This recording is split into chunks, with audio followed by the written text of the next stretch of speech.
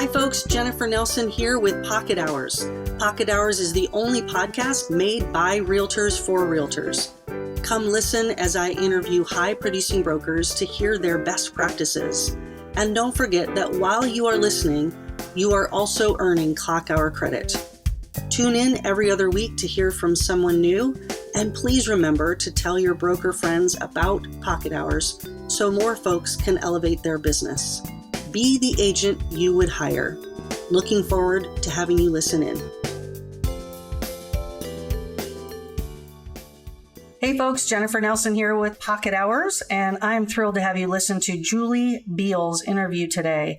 Julie Beall has been in the industry for 20 years, and one of the things you're going to hear her say in this interview when I ask her the question about how you can up your game, how you can go from being sort of this plateaued agent to really an agent that's excelling in this industry. And I loved her answer. It was real simple. Work. You got to work.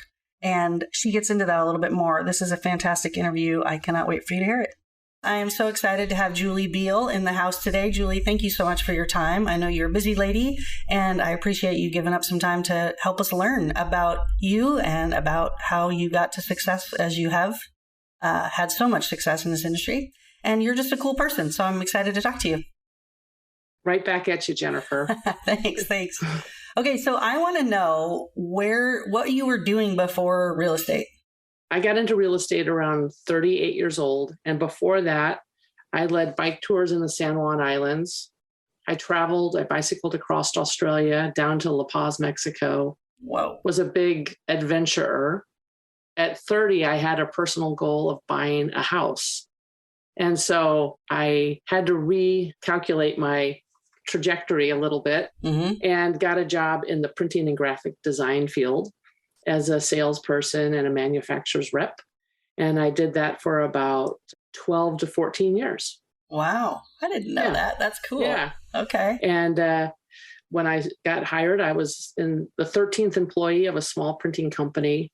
And when I left, I owned part of it and sold my shares, and we had about 150 employees. Oh, that's cool. I love it. So it was a real fun success for me, and my first taste of what business felt like. What drew you to real estate? What was your first, I think I want to do that?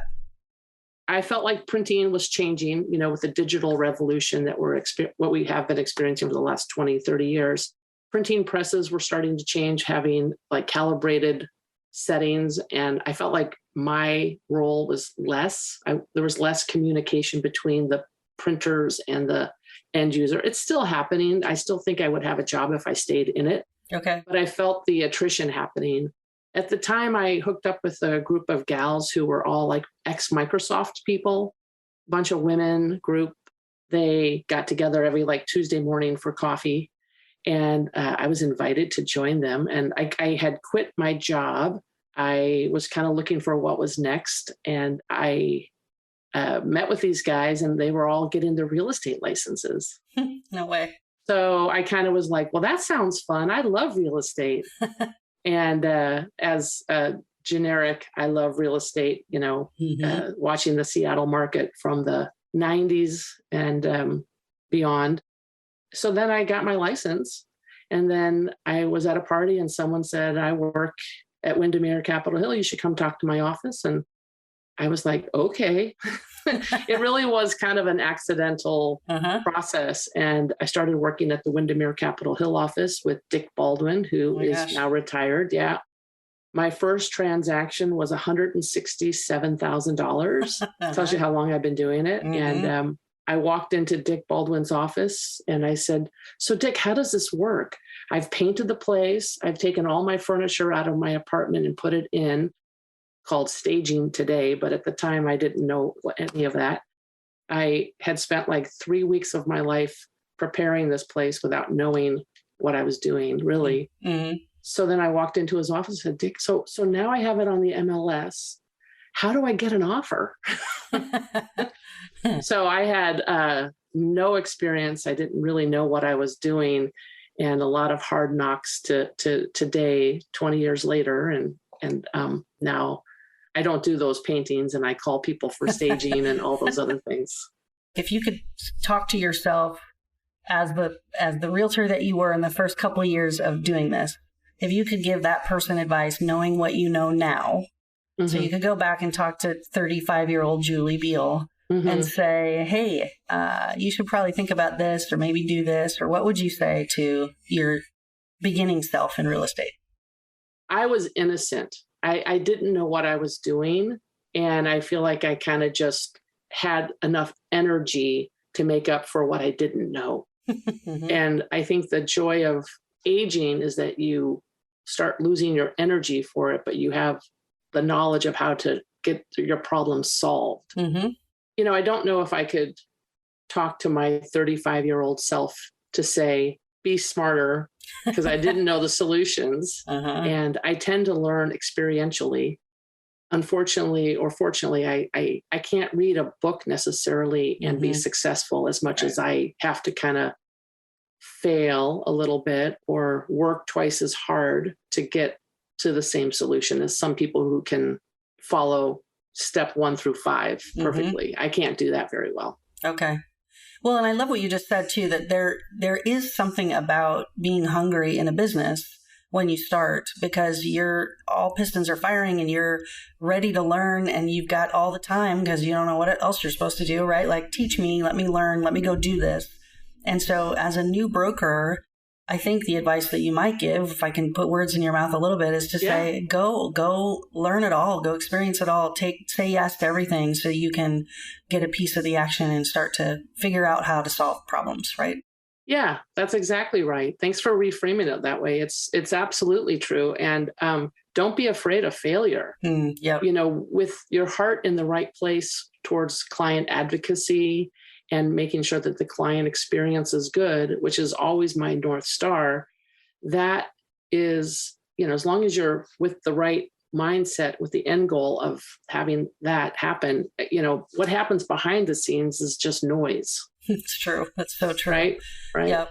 And almost that failure, those failures that we have, you're all like, okay, well, there's one way not to do it. Now let's go fail 10 more times, right? Let's figure Exactly. it out. Process of elimination there. Yeah. Okay. So you, at one point in your career, went from being sort of this hungry person chasing real estate, learning stuff, to someone who turned a corner and has become pretty wildly successful in this industry. What do you attribute that to? Do you remember when that corner turned, sort of what was happening, and what would you say contributed to that? I think that 2007 and 2008 happened. Yes. And I had the experience of being in real estate before that.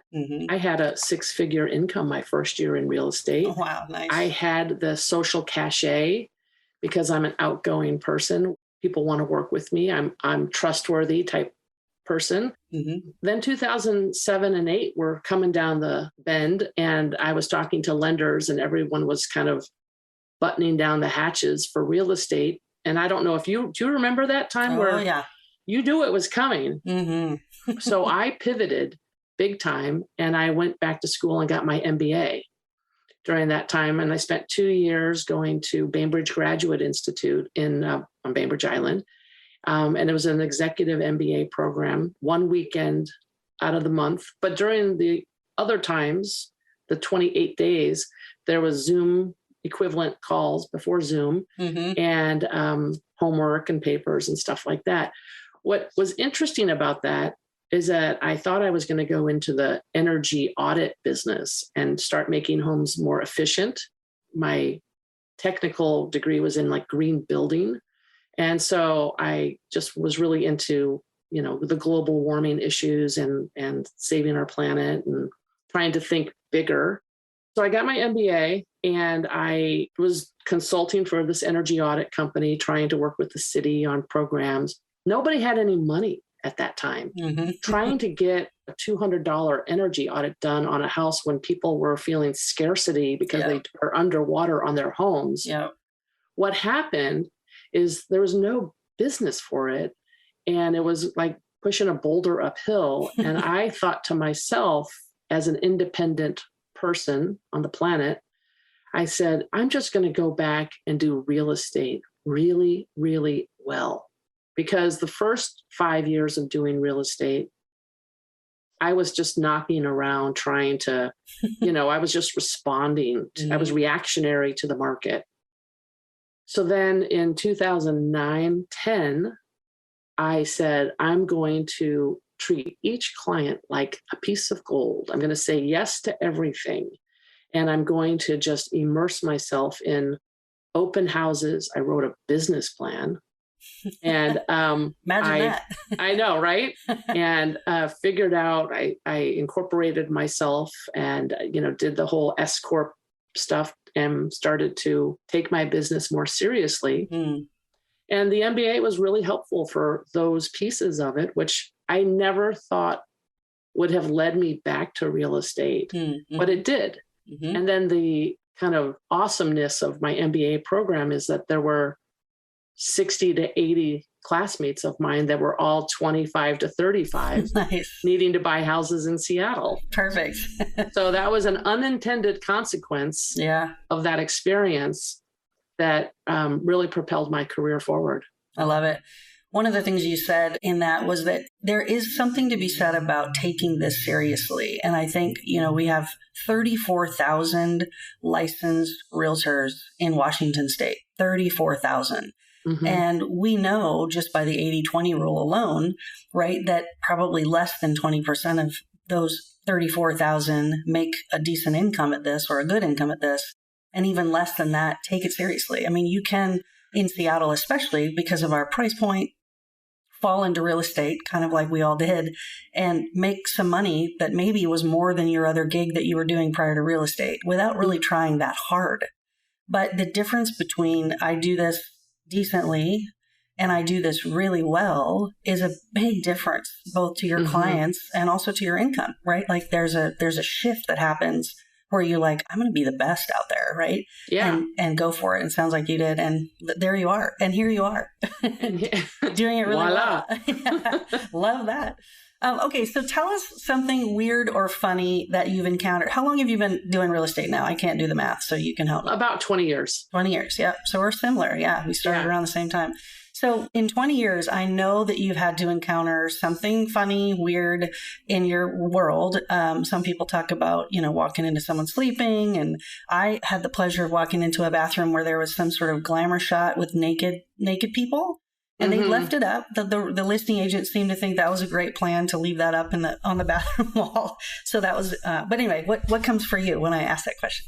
Well, with that introduction to the question, my answer is a little different. One time I went to a house that just came on the market, a very exciting new listing, an East Lake City neighborhood. And clearly there were multiple partner situation thing going on. And you opened up the closet and there was like all sorts of leather parts and things like that. Nice. And I was with a client showing the house, and it was clear that we were in a like sex den of some sort. Wow. I'm just saying it because it's true. It's funny though. Yeah. Bolts on the wall and all sorts of things were going on. And we didn't know each other very well. So awkward. I was like, I'll be in the kitchen. Yeah. Let me know if you have any questions after I opened up the doors. And the good news is that place sold very quickly, so not too many people had to see it. I was going to say, do you pay extra for that or what? Yeah, you can look at it either way. And again, to the listing agent, shame on them, right? Come on. Without a doubt. You got to de-sex den your place before you want to sell it. Come on. There you go. There you go. I love it. Pocket Hours is brought to you by Scout Real Estate. Hi, I'm Jennifer Nelson, owner at Scout Real Estate. I started this firm with the vision of doing things differently, with our focus on legendary service for our clients and creating a community of producing agents to spur each other to do higher quality work. If you are interested in learning more about how a small group of like-minded brokers have come together to have some fun while doing a lot of business, reach out to me, 206-227-7966, or email jennifer@scoutrealestate.com. I promise you this, fun is a high priority for me, but so is winning. So if you appreciate those two things, you might be interested in Scout. Looking forward to hearing from you. So Julie, what is hard for you about this business? This is kind of the vulnerable question of, What's difficult for you about doing real estate? I mean, I'm trying to decide if I want to answer it on like the 25,000 foot level or like the 5,000 foot level. But if I was going to answer it on the 25,000 foot level, which is probably what you'd prefer as an answer, but I'll try to answer it a couple ways, is the unpredictability of my time management. So, for example, I might have 5 new things added to my calendar from 8 o'clock to 10 o'clock this morning. And I'm trying to imagine how I'm going to get them all done. And I'm very good at time management and planning, but it's sometimes hard because I have to let my friends down sometimes, which is hard. I was talking to a colleague of mine, and we were talking about the surf visualization in our day-to-day life. I mean, you just wake up and you just start surfing. and the phone rings and you respond, and someone wants to write an offer, you respond, all these things have to happen. So the unpredictability is probably my high level difficulty. And then, for me, I kind of struggle with being in a quasi-social, quasi-professional business. That's just me being honest. I want to go to a party and just be Julie Beall at the party without any baggage around my profession. Yeah. And sometimes I feel like I come in and I've helped them buy and sell a house. So, and you, I'm sure, feel this way as well. There's a level of guardedness within it that I kind of struggle with peeling back to just me. And you've probably seen it over the years. We've known each other a few years, but I'm working at being as authentic and as real as possible, but I sometimes struggle with my role with people. Yeah, that's fair. I get that. I do feel like if you've been at it long enough, like we have, it's right. You go to a party and inevitably there'll be a client there, right? Yeah. And inevitably they want to talk about real estate. They want to talk about their value of their house, their neighbor selling, blah, blah, blah. And I remember feeling at one point like, can we please talk about anything else? Like, really, like I am so over this. And I know that, it's interesting to you because it's your house and of course you're my client, but my gosh, even the Mariners, I mean, right now they're doing awesome, but that sounds like a better conversation than real estate because we do real estate all the time. Yeah, that's fair. And thank you. That's super vulnerable. I appreciate you sharing that. Thank you. Yeah. Okay. So then let's move to, if you were going to tell a realtor that says, I've been doing this 5, 7, 10 years, and I just can't get to the next level. Like, I feel like I'm spinning my wheels. I make X number of dollars every year and I'm kind of there. I'm plateauing. What advice would you give them to sort of up their game? Well, my classic answer over the years, it sounds a little bit like a cop-out answer, I think. So take it with a grain of salt. But my answer has always been work. And I know that that's kind of a silly answer, and I'm sure that people are working, but this business is not handed to you, right? And I think that the feeling that, I took a Pilates class, so I'm going to be successful, is not a direct correlation. In Pilates class plus a real estate license does not equal success. Or joining an organization, even if it's a business networking group of whatever sort, plus a real estate license does not equal success. I think that engagement, like you're asking great questions in this interview. I mean, every time we talk about real estate, I remember the first time I met you making an offer on one of your listings. Oh, yeah. I don't remember even which office it was, but I came in and your clients were there and you had set up for me to present directly to them. And I was kind of nervous, even though I was, 10 or 12 years into the business. But the point of it is that to get to that point of sitting down to make that offer, which we did not get, which I don't take as a loss. I mean, that's just the market and that's the business. But to get to that point, I had to, print the offer, put it together, mentally prepare myself to show up. So I was somebody that was easygoing and casual, because the guy worked at a company that was kind of I think he worked at K2 or something. Yeah, good memory. And I wanted to meet them and be prepared. And I think I put my best foot forward and I tried to make it look easy. But the fact is that there's work that's involved to get to that point. And I know that that's a cop-out answer on some level, just like you work. I mean, I was emailing people at 11:30 last night. I was up at 7:00 this morning, doing stuff. I live and breathe what I do when I'm doing it. And I like taking care of my clients. And so what do people need to do to get to the next plateau? Continue to focus on the client experience. And just listening possibly is a good one. I think a lot of agents can talk a lot. That there's something in real estate that's kind of in the trenches, where the business happens. It's not the sexy business you see on $1 million listing as much as it's in the trenches. For sure. And, just so you know, listeners, and also Julie, when Julie did come to that office to present, that's exactly how she showed up. She was carefree. She knew what she was doing, but she presented it in such a way where it was easy. She was easygoing. She talked to the clients. And that does come from a lot of preparation. And it comes from years of experience of saying, what could I do to be the best at what I'm going to go do? Right? What could I do to ask my client the right question to have them notice that I'm paying attention to their experience, right? That's a lot of work. And sometimes it's not sexy work and it's hard work and you get burned sometimes, but that's the stuff that gets you to this level where if you meet Julie Beall on the road and talk to her about real estate, heaven forbid that happens at a party. Please don't do it, right? But let's pretend you do. You're gonna have this experience of, oh, well, that seems easy. I mean, I want to be a real estate agent and look at that. And because you do make it look easy. You make it look like it's second nature to you. And that because you've worked so hard to get there. So yeah, I appreciate that. 12 months from now, right? Next summer, 2023, what's it looking like for real estate? What's the next 12 months going to be like? I think that interest rates will be 5.5%. How's that for a prediction? I think they'll go down. Okay. A little bit. Obviously I don't know. That's just what I think. I think that we're trying to level the ship. I think that we'll have a more balanced market.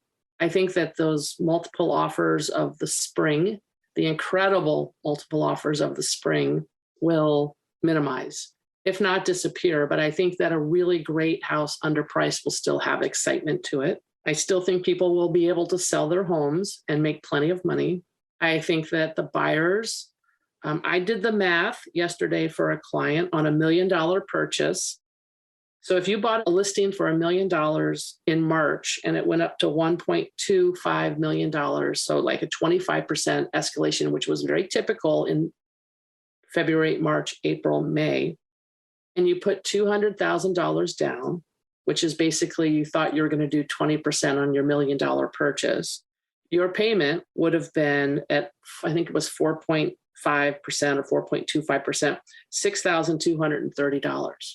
Today, if you bought that same $1 million house at 6% interest, so it's higher interest rate, but you did not have to compete for it, your payment would be $5,546.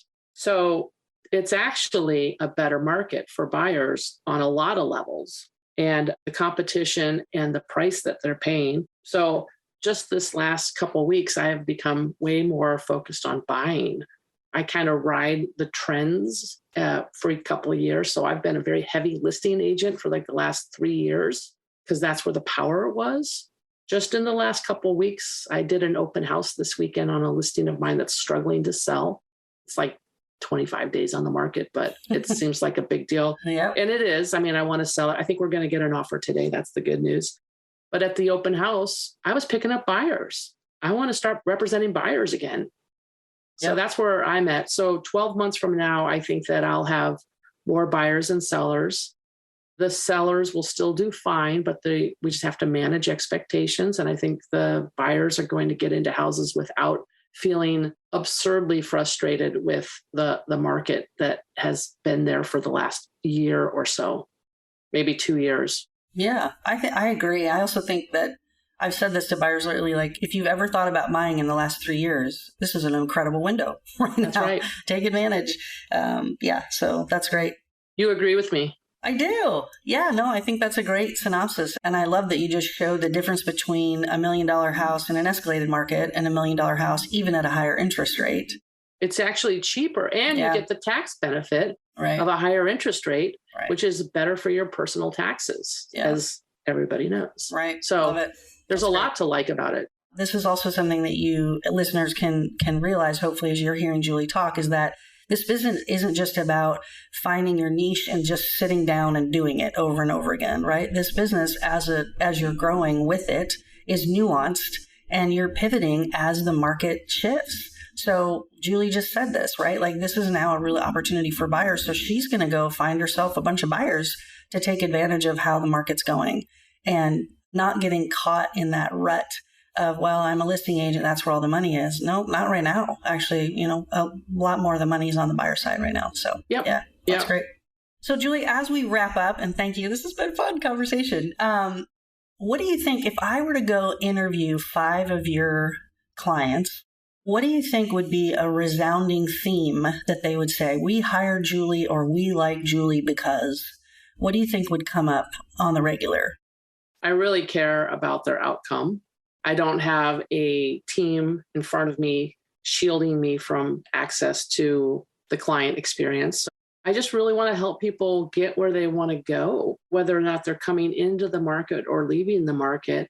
I do feel like I have a limited capacity of helping people just because I want to be available. And I'm not setting up that team. But I think that the people that I do work with, I think, are lucky in the sense that I'm kind of helping them get where they want to go.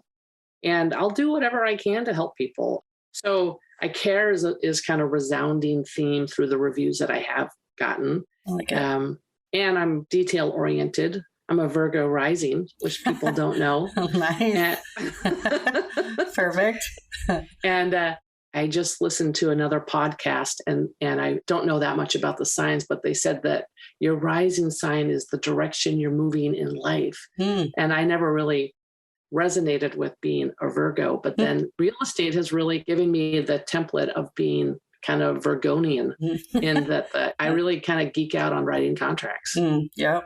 It can be fun, for sure. Yeah. I get the job done. For sure. And you do it well. I remember Scott Monroe, we're still trying to get him on this podcast. We'll get him here eventually. But anyway, I was talking to him one time in a classroom setting, and he asked the question to the whole group of realtors. And he said, who's the best realtor in this room? And nobody raised their hand. And then he went on to tell the story, which is why I love what you just said. Like, I think my clients are lucky to get to work with me. And you have to get there. You really have to get there to say, I'm super confident in what I'm offering and how I'm offering it, that they feel that. And so he said, every single one of you should have raised your hand, right? And if you aren't, you got to get to the place where you're confident and like, yeah, I'm the best one in the room, right? Because your clients want that. They expect you to say, I'm really good at what I do and I'm going to knock your socks off. At the end of this, you're going to feel really, really like referring me because you're confident in how I run my business and how I showed up for you. So I love that you were like, yeah, they're lucky. Julie Beall clients are lucky to work with her. I love it. Well, is there anything else you want to say before we close out? No, I'm good. I appreciate the walk down memory lane of my career. Right on.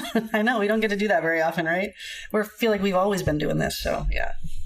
Well, thank you so much, Julie, again, for your time. And I'm excited to have all the listeners hear this interview. It's been great. Thank you. Thank you. Thank you so much for listening in to Pocket Hours. I hope this has been interesting, fun, made you laugh, made you think, spurred you on to do and implement some new things in your business. I appreciate your time and hope this has been a good use of it, period. Now, go be the agent you would hire.